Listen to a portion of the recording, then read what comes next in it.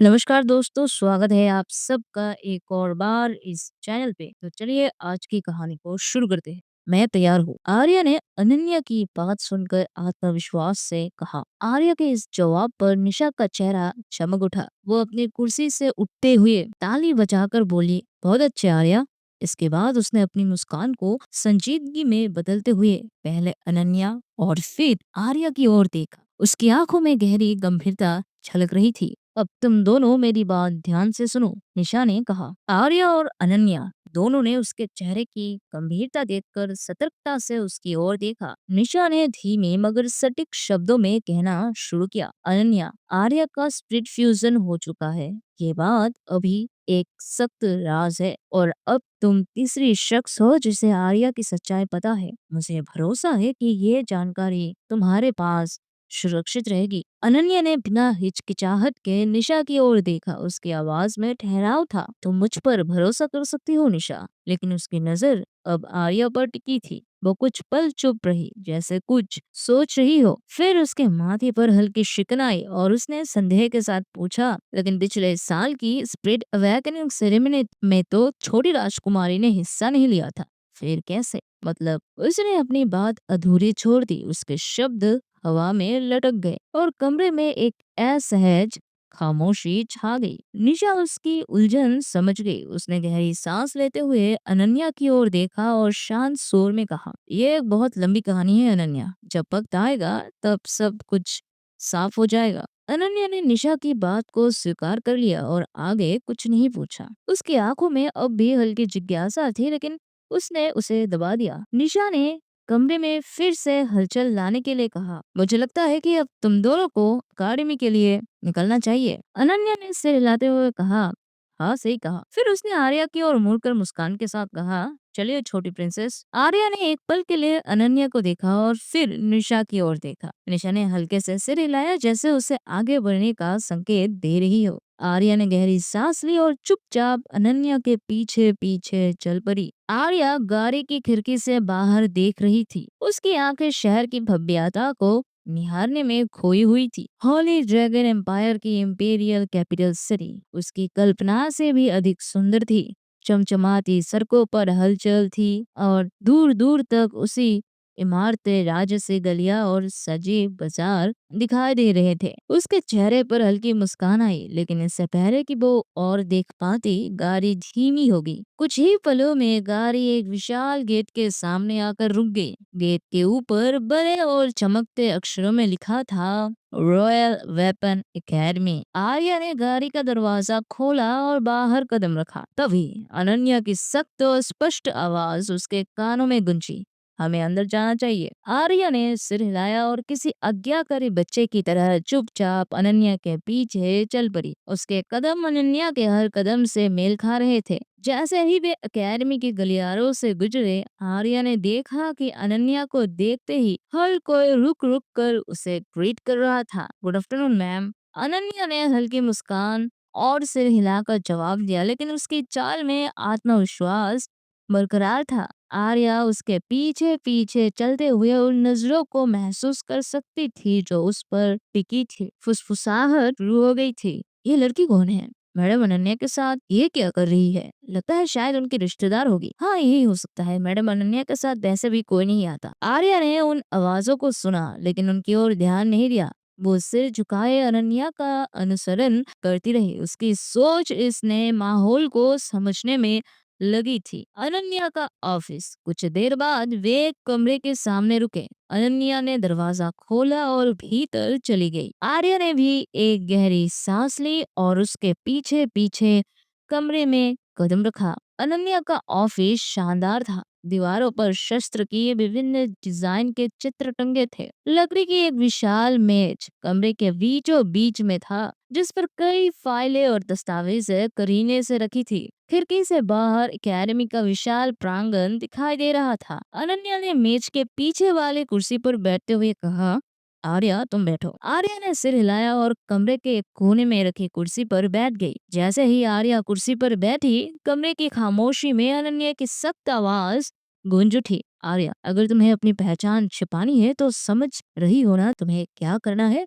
आर्य ने गहरी सांस ली और बिना हरवरी के अनन्या की ओर देखा, फिर अपने नजरें सीधी करते हुए कहा, जी टीचर, मुझे एक सामान्य व्यक्ति बनना पड़ेगा। अनन्या की आंखों में एक तीव्रता थी और उसने स्पष्ट संतुष्ट होकर कहा, गुड, तो क्या तुमने अपना नया नाम सोचा है? आर्य ने थोड़ी देर तक सोचा और फिर सरलता से कहा, उसकी कोई जरूरत नहीं है टीचर, वैसे भी इस साम्राज्य में कोई मुझे पहचानता नहीं है, तो आर्य नाम रखने से कोई फर्क नहीं पड़ेगा। अनन्या ने सिर झुकाया जैसे उसकी बात सही हो, फिर कहा, वो तो है। उसके बाद अनन्या ने आर्य की ओर देखा और थोड़ा रुका, फिर बोला, क्या मैं तुम्हारा पावर लेवल देख सकती हूँ? आर्य ने बिना एक पल गवाए खड़ा होकर अपनी शक्ति खोल दी। कमरे के अंदर हलचल सी हो गई, जैसे कमरे की दीवारें भी झकझकी हो गई हो। उसकी ऊर्जा की लहर से कमरे में एक अद्भुत तापमान महसूस हुआ। अनन्या ने ध्यान से देखा और फिर बिना किसी उत्साह के, जैसे उसने पहले से इसका अनुमान लगा लिया हो, कहा, ओके। फिर उसने आर्य को बैठने का इशारा किया और खुद अपनी बात जारी रखते हुए कहा, आर्य, तुम्हें यह एकेडमी में जितने भी लोग दिखाई देंगे वे सभी वैकेंट स्टेज और उससे ऊपर के योद्धा होंगे। उस हिसाब से तुम अकेली ऐसी योद्धा हो जो मॉडल स्टेज में है, और यहाँ तुम एक कमजोर योद्धा हो। इस अकेडमी में तुम्हें बहुत संभल कर रहना होगा। आर्य ने आत्मविश्वास से सिर हिलाया जैसे उसने हर शब्द को समझ लिया हो, और कहा, मैं समझती हूँ। अनन्या ने फिर से अपनी बात जारी रखते हुए कहा, देखो आर्या, वैसे तो रॉयल वेपन एकेडमी की भर्ती खत्म हो चुकी है और नया बैच शुरू हो चुका है। अब 6 महीने हो चुके हैं और अगले महीने ही सेमेस्टर एग्जाम है। अगर तुम्हें इस परीक्षा में बैठना है तो तुम्हें वेपन मास्टर की पहली शर्त यानी फिजिकल टेस्ट पास करना होगा। ये परीक्षा 1 महीने बाद होने वाली है। अगर तुम इसे पास कर लेती हो तो तुम्हें अगले चरण की तैयारी के लिए भेजा जाएगा। आर्या के चेहरे पर हल्का भ्रम था। उसने सिर झुकाया और ध्यान से पूछा, क्या आप मुझे इसके बारे में और बता सकती है? अनन्या ने जब आर्या के सवाल को ध्यान से सुना तो उसे एहसास हुआ कि शायद आर्या को रॉयल वेपन एकेडमी के सिस्टम के बारे में पूरी जानकारी नहीं है, और ये सोचते हुए अनन्या ने अपनी बात शुरू की। देखो आर्या, अनन्या की आवाज में थोड़ी गंभीरता थी। वेपन मास्टर बनने के लिए सही वक्त नहीं देखा जाता है, ना ही उम्र। देखा तो जाता है काबिलियत, और इसी काबिलियत को हासिल करने के लिए ही रॉयल वेपन एकेडमी को बनाया गया है। अगर तुम एकेडमी की शर्तें पूरी कर सकते हो तो तुम एक स्टार वेपन मास्टर के परीक्षा में बैठ सकोगी। तो इस हिसाब से देखा जाए तो एकेडमी में कुल 4 कंडीशन है, जिनमें से पहला कंडीशन तुम पूरा कर चुकी हो, और वो है मोटर स्टेज के लेवल 3 के ऊपर होना। आर्य ने ध्यान से अनन्या की बात सुनी और फिर अनन्या ने अपनी बात जारी रखी। अब बाकी 3 कंडीशंस है जिन्हें तुम्हें पूरा करना है। पहला कंडीशन है फिजिकल टेस्ट। इसमें हम टीचर्स योद्धा की ताकत देखते हैं, जो किसी भी हालत में 100 किलो से ज्यादा होना चाहिए, और साथ ही 2 मार्शल आर्ट्स की तकनीकों में महारत होनी चाहिए। आर्य ने बिना कोई सवाल के सिर हिलाया जैसे वो हर बात समझ रही हो। अनन्या की आवाज एक पल के लिए रुकी, जैसे वो आर्य को पूरी तरह से समझाना चाहती हो। फिर अनन्या ने धीरे से कहा, फिर तीसरी और चौथा कंडीशन है। इनमें देखा जाता है कि जो हथियार योद्धा चुनता है उस पर योद्धा का समझ कितना है। ये सब बारीकी से परखा जाता है, और इन्हीं कंडीशंस को क्रम में लाने के लिए हर साल सेमेस्टर एग्जाम होता है। आर्य ने गौर से सुना और फिर अनन्या की आंखों में गहराई से देखा। लेकिन अगर कोई किसी शर्त को पूरा करने के बारे में पूरी तरह से भरोसा करता है तो वो स्पेशल एग्जाम दे सकता है।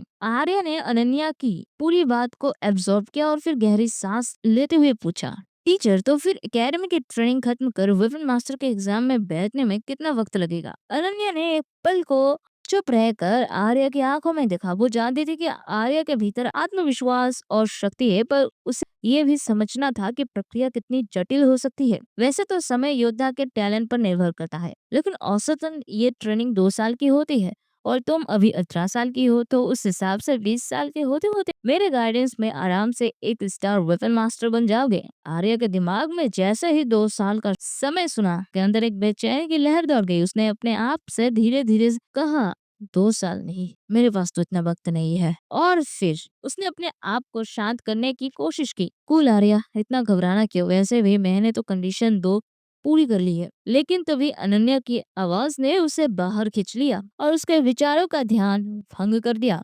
आर्या, आर्या। आर्य ने जल्दी से खुद को संभालते हुए जवाब दिया, जी टीचर। अनन्या ने उसे देखा और उसके चेहरे पर थोड़ी चिंता थी। क्या सोच रही हो? आर्य ने मन ही मन सोचा, क्या सच में मुझे इतना घबराना चाहिए? और फिर उसने जवाब दिया, टीचर क्या मैं फिजिकल टेस्ट के स्पेशल एग्जाम, और फिर उसने जवाब दिया, टीचर क्या मैं फिजिकल टेस्ट के स्पेशल एग्जाम दे सकती हूँ। अनन्या ने एक पल के लिए अपनी आंखें घुमाई, जैसे उसे विश्वास ही नहीं हो रहा हो। तुम्हें पता भी है तुम क्या कह रही हो? आर्या ने मासूमियत से जवाब दिया, क्यों टीचर, इसमें कोई गलती है क्या? मैं तो बस स्पेशल एग्जाम की बात कर रही हूँ। अनन्या ने गहरी सांस ली और अपनी कुर्सी पर ठीक से बैठते हुए कहा, देखो आर्या, स्पेशल एग्जाम सुनने में आसान लगता है, लेकिन इसके अपने परिणाम है। अगर कोई इस एग्जाम में फेल हो जाता है तो उस पर सजा दी जाती है, और वो है 30 कोहरे मारे जाते हैं। आर्या को अनन्या की चिंता का एहसास हुआ और उसने खुद से कहा, अगर मैं 1 महीने बाद आने वाले सेमेस्टर एग्जाम का इंतजार करूंगी तो मैं बेकार ही बैठी रहूंगी। और फिर उसने अनन्या को परस्यू करते हुए कहा, लेकिन टीचर, मैं कंडीशन 2 को पूरा कर सकती हूँ। अनन्या ने उसे गंभीरता से देखा और पूछा, क्या तुम ये साबित कर सकती हो? आर्या बिना एक पल की देरी किए अपनी कुर्सी से उठी और ताकत गिनने वाली दीवार की ओर बढ़ी। ये दीवार खास तौर पर योद्धाओं के लिए बनी थी, जिसमें वे अपनी ताकत माप सकते थे। दीवार में हर योद्धा के ताकत के आंकड़े दिखाते थे। आर्या ने अपनी पूरी ताकत को एकजुट किया और जैसे ही उसने दीवार पर मारा तो दीवार से अंक उभरने लगे, और जैसे ही अनन्या ने देखा तो उसके चेहरे पर एक ठंडी सी शांति छा गई। क्या आर्या रॉयल वेपन एकेडमी के टेस्ट को पास करने में सफल होगी, या उसे किसी सजा का सामना करना पड़ेगा? आपको क्या लगता है दोस्तों? जवाब कमेंट्स पे जरूर दीजिएगा। आई होप आपको ये चैप्टर पसंद आया होगा। अगर हाँ तो एक लाइक बटन दबा देना। मिलते हैं अगले वीडियो में, तब तक के लिए बाय बाय।